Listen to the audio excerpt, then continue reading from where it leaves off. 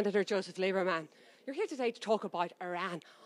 What is the situation as far as you see it from the United States? Is Iran's the threat to you that it has been in the past?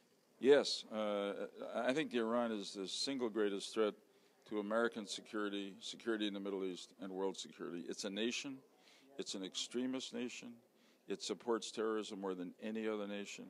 It suppresses the human rights of its citizens. It's trying to stretch out across the Middle East, building intercontinental ballistic missiles.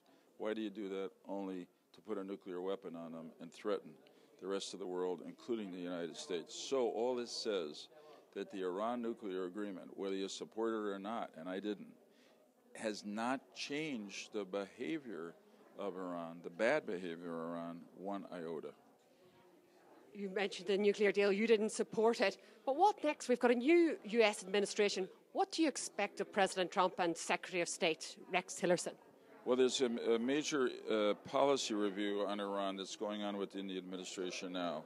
So what I hope, they're not going to break the agreement. I hope they're going to aggressively monitor the nuclear agreement, call out Iran on any violations, sanction them, and frankly, if the violations are bad enough, pull out of the agreement.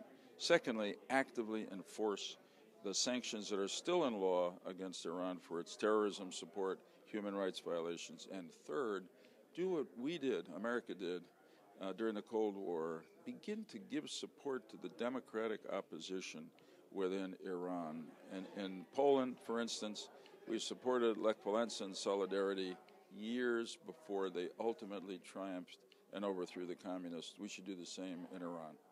Are you talking about regime change?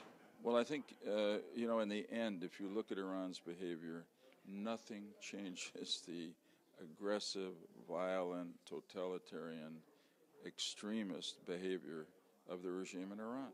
I mean, that's the truth. Anything we've done has not changed it, and therefore you have to say the only way to change Iran is to change the regime.